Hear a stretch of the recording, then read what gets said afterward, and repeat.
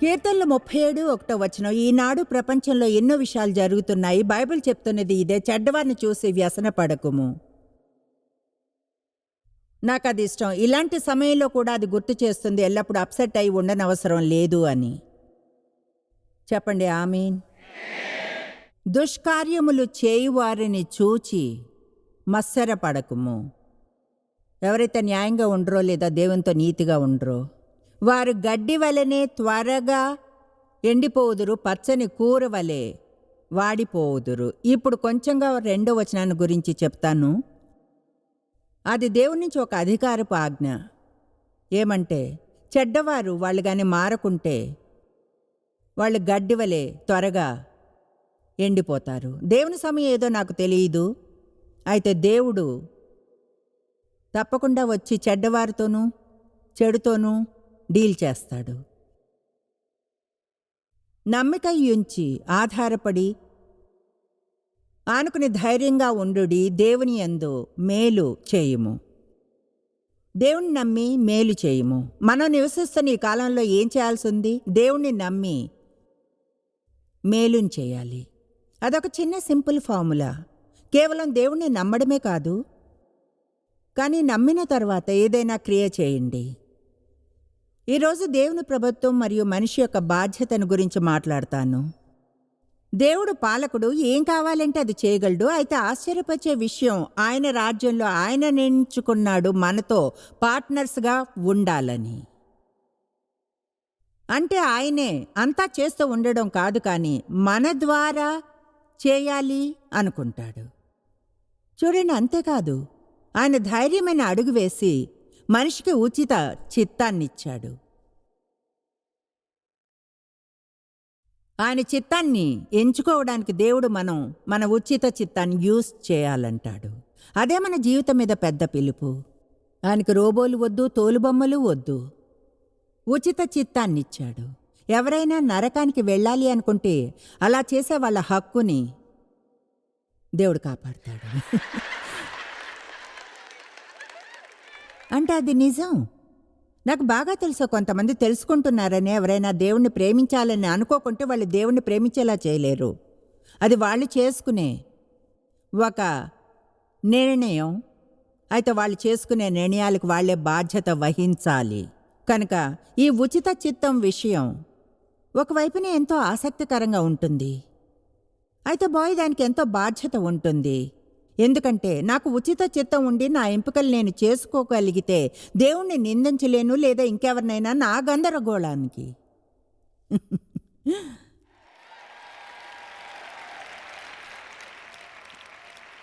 And దాంతో మనకు పెద్ద సమస్య ఉందా? నిందా నిందా నిందా నిందా. ఇప్పుడు ఇక్కడ ఈ ఏరియా ఉంది, ఇక్కడే చెడ్డవారు తప్పు ఎంపికల్ని చేసుకుంటారు. ఒకవేళ మీ పైన ఎలాంటి అధికారమైన ఉండి ఉంటే అప్పుడు కొన్నిసార్లు మీరు వారి చెడు నిర్ణయాల్లో పడి గాయపడుతూ ఉంటారు. మనకు అసలు అర్థం కాదు. నిజంగా దాని గురించి దేవుడు ఏమైనా ఎందుకు చేయడా అని. అయితే దేవుడు మనం ఏం చేయాలనుకుంటాడంటే ఆయన్ని నమ్మి మన ఎంపికలను చేసుకోగలిగినప్పుడు ఆయన వాక్య ప్రకారంగా ఎంపికలను చేసుకోవడం ఆరంభించి దానికి ఎక్కువ సమయం పట్టదు మీరు జరిగిన చెడు విషయాల ప్రభావాన్ని వాటిని తిప్పివేయడానికి. అయితే సాతాను చెడ్డవారు చెడ్డ పనులు చేయాలి అనుకుంటాడు. తర్వాత మంచివారు కూడా, లేదా మంచివారు దానిచే గాయపడతారు. తర్వాత వాళ్ళు కోపంగా ఉండి జీవితం అంతా అసహ్యంతో నిండిపోయి పగ తీర్చుకునేలా ఉండాలంటాడు. అయితే మనం తెలియగలవాళ్ళం, అవునా? మనం దానికంటే తెలివైన వారం కాదా? మనం చేయగల అతి మూగ పని మన శత్రువులతో మనమే డీల్ చేయాలనుకోవడం. ఇప్పుడు అది చెప్పగలను. 40 ఏళ్లుగా వాక్యాన్ని బోధించిన తర్వాత అయితే చాలా సమయాన్ని నన్ను గాయపరిచిన వారి మీద కోపంతో వేస్ట్ చేశాను. నిజంగా చూడండి, అది పూర్తిగా టైం వేస్టే. మనల్ని మనం కాపాడుకోవాలని ట్రై చేసేంత వరకు, లేదా పగ తీర్చుకోవడం, లేదా బుద్ధి చెప్పాలనుకోవడం. ఇప్పుడు చెప్పేది వినండి, దేవుడు మనకు హెల్ప్ చేయడు. దాన్ని మళ్ళీ చెప్పమంటారా? మనం ప్రజల్ని అసహ్యించుకున్నంత కాలము వ్యతిరేకంగా ఉన్న అందరి మీద కోపంతో, పగతో మనకు జరిగిన విషయాల వలన జీవితాన్ని నిందించడం, అలాగే దేవుణ్ణి అపవాదం నిందించడం వలన నిజంగా అది పనిచేయదు. మనం ఊరికే కూర్చొని నిందిస్తుంటే ఏ బాధ్యత తీసుకోం. అప్పుడు ఆ సమస్య ఎన్నడూ సాల్వ్ అవ్వదు. కనుక జీవితాన్ని అసహించుకుంటూ గడపవచ్చు. కోపంతో ఉండి పగ తీర్చుకోవాలంటూ అయితే మీరలా చేస్తున్నప్పుడు దేవుడు హెల్ప్ చేయలేడు. మీరనొచ్చి నేను దేవుణ్ణి నమ్ముతున్నానే, అయితే మంచిని చేస్తున్నారా?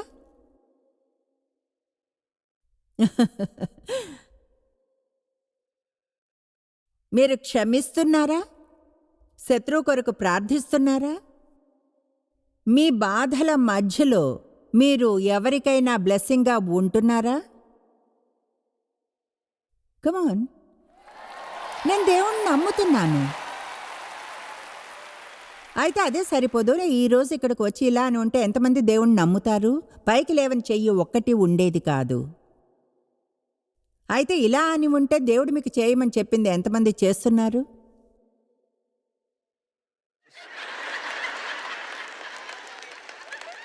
నేను ఓకే, ఇది మాత్రం చెప్పి ముగిస్తాను.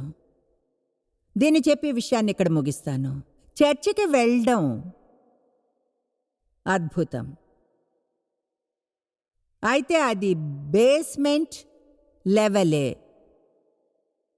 Baby entry Christianity.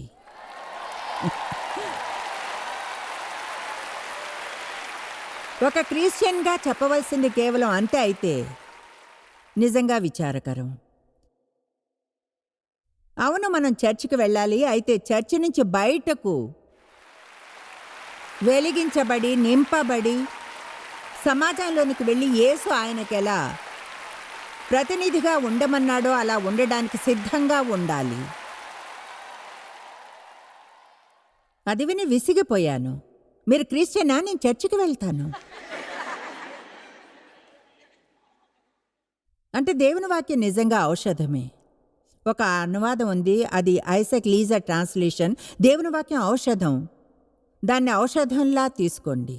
కనుక ఏదైనా మిమ్మల్ని బాధ పెడితే మీకు కానీ దీనిలో కొంచెమైనా ఉంటే నమ్మకం అది దాదాపు అంతా సాల్వ్ చేస్తుంది. నమ్మకం కేర్ తీసుకొని సమస్య అంటే ఏది ఉండదనుకుంటాను. కనుక ఇది మన ప్రిస్క్రిప్షన్. ఇది నమ్మకానికి ఒక ప్రిస్క్రిప్షన్ డాక్టర్ జీసస్ ఇచ్చింది. ఇక పేషెంట్ ఎవరైనా సరే, ఎవరికైనా పనిచేస్తుంది. మీకు ఎంత కావాలో అంత తీసుకోవచ్చును, ఎంతకాలం అవసరమైతే అంతకాలం. ఒకసారి చూడండి, రీఫిల్స్ మీరు డాక్టర్స్కి ఫోన్ చేయక్కర్లేదు, వాటికి అంతం లేదు. అయితే హెచ్చరిస్తున్నాను, కొన్ని గంభీరమైన సైడ్ ఎఫెక్ట్లుంటాయి. దీనికి సైడ్ ఎఫెక్ట్స్ ఉంటాయి. శాంతి, ఆనందం, స్థిరత్వం, నమ్మకం,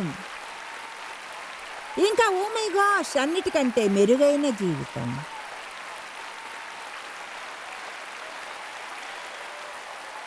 కనుక ఈసారి ఎప్పుడైనా అప్సెట్ అయితే కొంచెం నమ్మకాన్ని తీసుకోండి. ఎవరి మీదైనా కోపం వస్తే కొంచెం నమ్మకాన్ని తీసుకోండి. మీ జాబ్ పోతే కొంచెం నమ్మకాన్ని తీసుకోండి. ఆఫీస్లో అనుకున్న ప్రమోషన్ రాకుంటే డబుల్ డోస్ తీసుకోండి. ఆమేన్.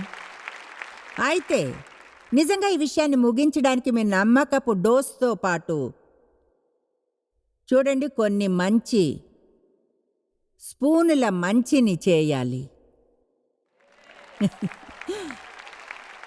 దేవునిలో నమ్మకం ఉంచి మేల్నే చేయండి. బహుశా మనం దాన్ని మిస్ చేస్తాం. కీర్తనలు 37:3లోని ఆ అద్భుతమైన విషయం జీవితాన్ని మార్చివేయగలదు. దుష్కార్యములను చూసి వ్యసన పడకుడి. ఈనాడు ప్రపంచంలో ఉన్న చెడుని చూసి దాని గురించి చింతించకండి. నేనేం చేయాలి, ఏం జరుగుతుంది, భవిష్యత్తు ఎలా ఉంటుంది, అంతటినీ అస్థిరంగా చేస్తూ యేసు ఎప్పుడు తిరిగి వస్తాడు? ఆయన సరైన సమయంలో వస్తాడు. అది ఎప్పుడైనా సరే మనం సిద్ధంగా ఉండాలి. అది ఈ రోజైనా సరే లేదా 10 ఏళ్ల తర్వాతైనా. ఆశ్చర్యం, ఒకవేళ మనం మన పనులతో యేసు ఎప్పుడు తిరిగి వస్తాడని తెలుసుకోవాలనుకుంటాం. ఎందుకంటే 1 లేదా 2 వారాలు వెయిట్ చేయాలేమో రెడీ కావడానికి. నేను తెలుసా సిద్ధంగా ఉన్నాను. నేను ఉన్నాను, తీసుకెళ్ళు. ఆమేన్. కనుక మనం దేవుణ్ణి నమ్మి మేలుని చేయాలి. అదే విషయం డాక్టర్ జీసస్ పేషెంట్ ఎవరైనా సరే ఎంతకాలం కావాల్సి వస్తే అంతకాలం, అంతం లేదు. సైడ్ ఎఫెక్ట్స్ అత్యంత సంతోషం.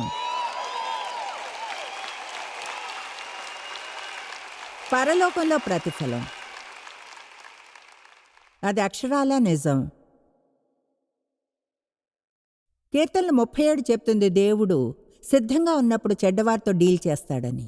ఈ లోపల మన పని ఇలా అనకుండా ఉండడమే. మంచిది దేవా, అతన్ని పట్టుకో. మన పని వారికై ప్రార్థించడమే. మనకు దయ, జాలి, కరుణ అనేవి ఉండాలి. ఎవరైతే చీకటిలో ఉంటూ నమ్మశక్యం కానంతగా మోసపోయి తప్పిపోయారో వారి మీద.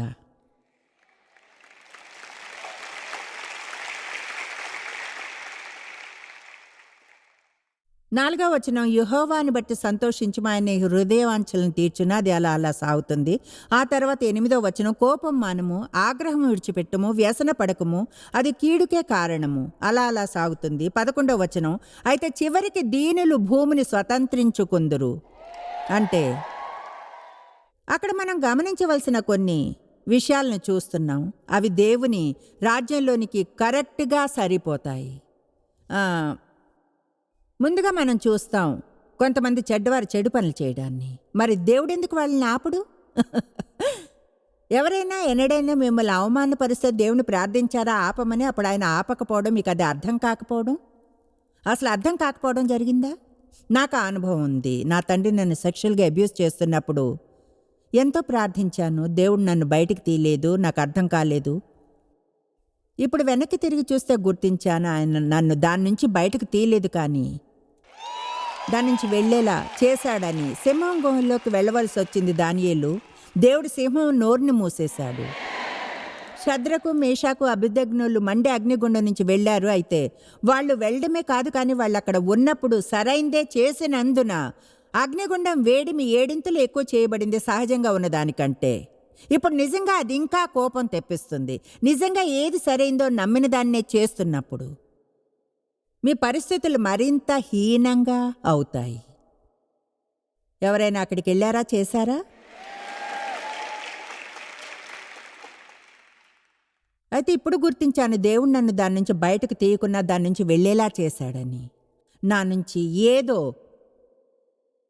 చేశాడాయన, నా లోపల ఏదో చేశాడాయన. నా ఆత్మలో ఒక ఇనుముని ఉంచాడు, ఒక బలాన్ని, ఒక తీర్మానాన్ని. వేరే ఇంకెక్కడ దొరుకుతుందో నాకైతే తెలిసేది కాదు. అందుకని దేవుడు నన్ను బయటకు తీయకుంటే దాని నుంచి తీసుకుని వెళ్ళేలా నేను ఆయన్ని నమ్మి, నాకు తెలియనిది ఏదో దేవునికి తెలుసు అని విశ్వసించి, నేను నమ్మిన దానికంటే ఎంతో ఎక్కువగా ఏదో చేస్తాడు అనుకోవాలి. నా బాల్యంలో దేన్ని అనుభవించానో దాన్ని అనుభవించేప్పుడు అనుకున్నానని అనుకుంటున్నారా? ఈరోజు ఇక్కడ ఈ వేదిక మీద నిల్చుని ఏం జరిగిందో ప్రజలకు చెప్తానని, నేను దేన్నైనా అక్షరాల వాళ్ళు ఎలా జయించగలరో అని. అయితే నేను దాని నుంచి వెళ్ళుండకపోతే ఎవరికి ఏమీ చెప్పలేను. అంటే చెప్పగలనా? అయితే బయట ఎన్నో వేర్వేరు సిద్ధాంతాలు తేలుతున్నాయి. ఇక నేను చూడండి, అన్ని వేళ అందరికీ మీరు చెప్పేది నచ్చకపోవచ్చు. అయితే బహుశా కొన్నిసార్లు మనల్ని దేని నుంచో దేవుడు వెళ్ళనిస్తాడు. అది నిజంగా హాస్యాస్పదంగా, అన్యాయంగా అనిపిస్తుంది. ఎందుకంటే ఆయన ఎవరైనా అనుభవించి విజేతగా బయటకు రావాలనుకుంటాడు. అదేదో అంత ఘోరమైన దాన్ని మీరు అనుభవించనక్కర్లేదు, ప్రజలకు హెల్ప్ చేయడానికి అవసరం లేదు. అయితే ఎవరైనా ఏదైనా కష్టమైన దాని నుంచి వెళ్ళినప్పుడు వాళ్ళు పూర్ణంగా, పవిత్రంగా, ఆరోగ్యంగా బయటకు వస్తారు, సంతోషంగా, ఆనందంగా. ఇప్పుడు ప్రజలు ఎలా అంటే ఏమో బహుశా నాకు నిరీక్షణ ఉందేమో కనుక గతంలో ఎప్పుడు చెప్పలేదు. అయితే కాలిఫోర్నియాలో నా నోటి నుంచి వచ్చింది. ఈ సిరీస్లోని మొదటి భాగాన్ని బోధిస్తున్నప్పుడు ఇప్పుడు మళ్ళీ వచ్చింది. నన్ను విడుదల చేయమని దేవుణ్ణి ప్రార్థించాను. కనుక అది బాగుండేదా? నన్ను విడుదల చేయడం దేవునికి మంచిగా ఉండేదా, లేక విడుదల చేసేదానిగా మార్చడమా?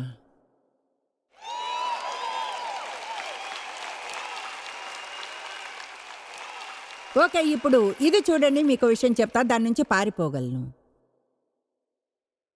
ఇక్కడే ఎంపిక అనేది వస్తుంది. ఇలా అని ఉండవచ్చు, దీన్ని మర్చిపో, నేను ఇది దేవుని విధానంలో చేయను, నేను నా విధానంలో చేస్తా. అదే మీరు చేయాలని అనుకోరు. చెప్పేది వినండి ప్లీజ్, అలా చేయకండి. మనిషి మనసు తన ప్లాన్ వేసుకుంటుంది, అయితే దేవుడు మన మార్గాన్ని నిర్దేశిస్తాడు. ఆమేన్. మనం చేయాల్సిన పని ఉంది, మనం తీసుకునే యాక్షన్ ఉంది, మనం తీసుకునే బాధ్యత ఉంది. అయితే దేవునిచే నిర్దేశించబడి ప్రేరేపించబడాలి. అదేదో ఊరికే నిన్ను దెబ్బకు దెబ్బ కొట్టడానికి నేను ఇచ్చేస్తాను, ఎందుకంటే దేవుని వద్ద వేరే ప్లాన్ ఉంటుంది. నా జీవితం నుంచి మిమ్మల్ని తీసివేయాలనుకుంటే ఇంకెన్నడూ మాట్లాడకూడదని, మీ జీవితం నాశనం అవుతుందని విన్నప్పుడు సమస్యలో ఉన్నారనో ఆనందిస్తే మీకు హెల్ప్ చేయొచ్చు. నేను చేయడం లేదు, నాకు ఎప్పుడైనా ఏం చేశారని. అది మనిషి మార్గం.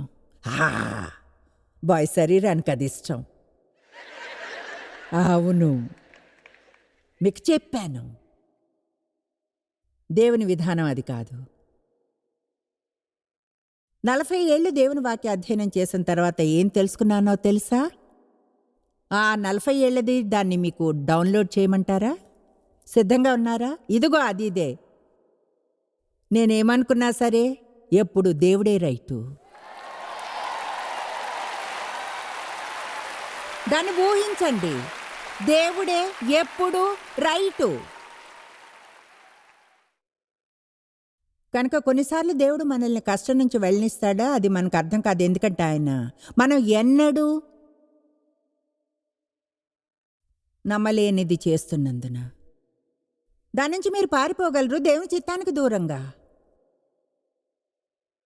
నేను లోబడే భారీగా మారాల్సిన అవసరం లేదు, ముందులానే ఎదురు తిరిగే దానిలానే ఉండవచ్చును. నేను ఆలోచించగలదంతే. ఓ చెడుగా ఉండేదాన్ని మ్యాన్, నిజంగా ఏ పురుషుడు నేనేం చేయాలో నాకు చెప్పకూడదు, నీ అవసరం నాకు లేదు. కమాన్, అవును. తర్వాత బైబిల్ చదవడం ఆరంభించా.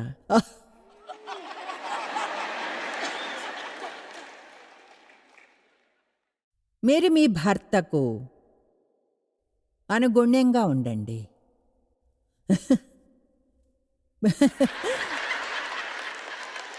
ప్రభువుకు సేవ చేసినట్లుగా.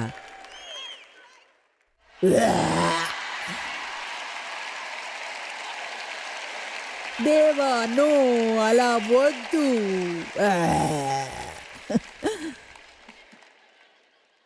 అయితే విషయం ఇదే. ఈరోజు కొందరితో మాట్లాడుతున్నాను. విషయం ఏమిటంటే, నేను నేర్చుకునే వాక్యానికి విధేయతగా ఉండక్కర్లేదు. నా రక్షణ దాని మీద ఆధారపడలేదు. అలా చేయక్కర్లేదు. నేను అలా చేయకుంటే ఇక్కడ నిలబడి ఉండేదాన్ని కాదు.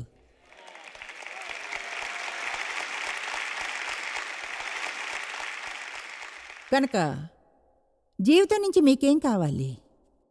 ఈరోజు మన ముందున్న ప్రశ్న, జీవితం నుంచి నీకు ఏం కావాలి? దేవుణ్ణి ఎన్నో అడిగారు, మీకు అవి కావాలా వద్దా?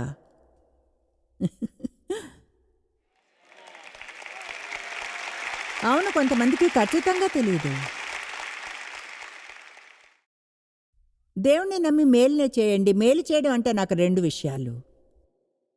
అవి రెండూ మంచివే. నంబర్ 1, దేవుడు ఏం చేయమంటున్నా సరే శ్రేష్టమైనంతగా మీరది చేయండి. అది ఏదైనా, వాక్యంలో చదివినది ఏదైనా లేదా దేవుడు మీ మనసులో ఉంచిందైనా, అది ఒక లోగో వాక్యమైనా వ్రాసిందైనా రేమో అయినా మనసులో ఉంచింది. మనం పర్ఫెక్ట్ కాదు, మొండి వాళ్ళం, స్లోగా ఉంటాం, టైం పడుతుంది. అయితే మీకు వీలైనంత శ్రేష్టంగా దాన్ని చూసి దేవుడు చేయమని చెప్పింది చేయడానికి తీర్మానించుకున్న వ్యక్తిలా ఉండండి. అంతేకాదు, దేవుడు ఎన్నడూ ఏమీ చేయమండు ఒకవేళ దాన్ని చేసే శక్తి సామర్థ్యాలను మీకు ఇవ్వకుంటే.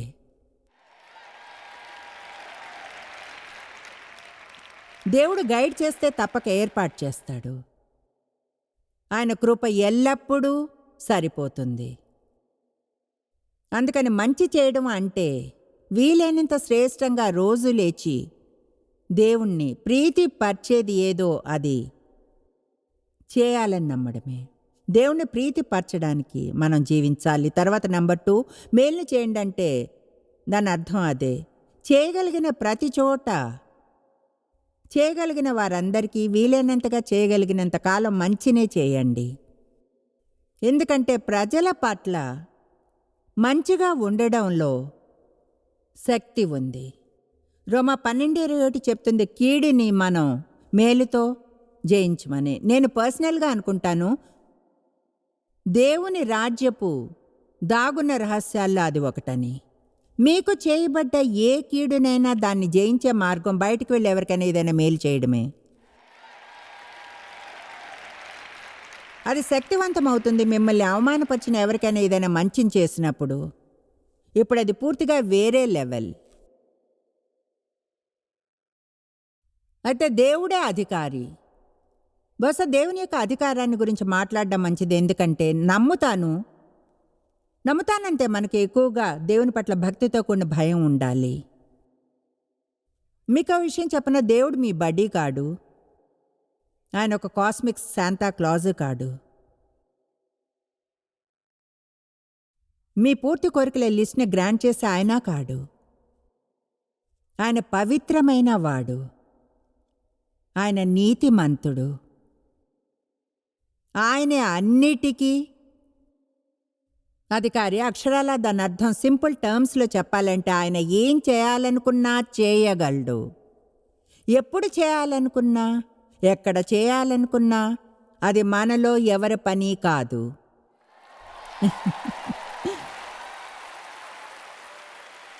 స్పష్టమైంది, సింపుల్ అయింది. అయితే ఆయనకి ఒక అధికారపు చిత్తం ఉంది. మనం అర్థం చేసుకోవాలి. ఎన్నడూ ఏది ఆపలేదని లేదా అడ్డుకోలేదని ఆ అధికారపు చిత్తాన్ని. దేవుడు గాని ఆజ్ఞ ఇచ్చి ప్రకటిస్తే ఆయన అన్నట్లుగా చెడ్డవారు గడ్డి వల్లనే ఎండిపోవుదురు. దాన్ని గుర్తుపెట్టుకోండి. చెడ్డవారు ఇతరులను అవమానపరుస్తూ తమ జీవితాలను గడిపేవారు అలానే చేస్తూ ఎప్పటికీ ఉండలేరు. లెక్క అప్పగించే రోజు వస్తుంది. వచనం చెప్తుంది, చివరికి దీనులు భూమిని స్వతంత్రించు కొందరు. అది దేవుడి నుంచి వచ్చిన అధికారపు ఆజ్ఞ. ఒకవేళ మీరు పట్టు వదలకుండా దేవుణ్ణి అంటిపెట్టుకుని ఉంటే బాయ్, చివరికి అదంతా మీదే. హల్లెలూయా! మనం అంతా పొందుతాం. ఆమేన్. అయితే మధ్యలో నివసించాలి. కొన్నేళ్ళుగా నేను ఒక బోధన చేస్తున్నాను మధ్యలోంచి వెళ్ళడం గురించి. ఎందుకంటే అదే ముఖ్యమైన భాగం. అక్కడే పట్టుదలతో ఉండాలి. అక్కడే మీరు గుర్తు చేసుకోవాలి, దేవుని వద్ద ఒక ప్లాన్ ఉంది, మంచి పథకం ఉందని.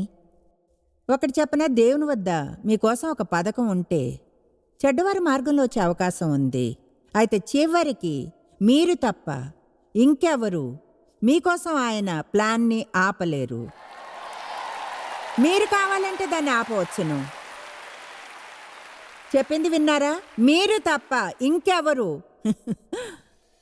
మీకోసం ఉన్న దేవుని ప్లాన్ని ఆపలేరు.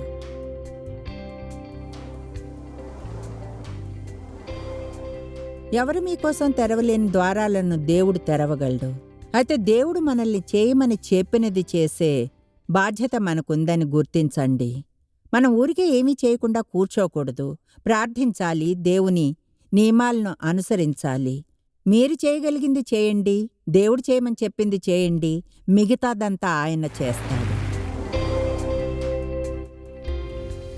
మీరు ఎన్నడూ తెలుసుకోలేనంతగా జాయిస్ మేరీ మినిస్ట్రీస్లో మీరు మాకెంతో ముఖ్యం. మిమ్మల్ని అభినందిస్తున్నాం. మా ప్రపంచవ్యాప్తపు మినిస్ట్రీ సాధ్యం అయ్యేలా చేసే మా ఫ్రెండ్స్ మరియు పార్ట్నర్స్ కి థ్యాంక్స్. అందరం కలిసి ఆకలిగొన్న వారికి భోజనం పెడుతున్నాం, బీదలకు బట్టలిస్తున్నాం, సువార్తను దేశాలకు చాటుతున్నాం. మమ్మల్ని కాంటాక్ట్ చేయండి లేదా joycemery.orgని ఈ రోజే విజిట్ చేయండి. మీ ప్రార్థన విన్నపాలను కొరకు అలాగే మరిన్ని సాధనాలను గురించి తెలుసుకోండి. జాయిస్ మేరీ షెడ్యూల్ని చూసి భాగస్వామిలో భాగమవ్వండి, క్రీస్తు ప్రేమను ప్రపంచమంతటా పంచుకోవడానికి.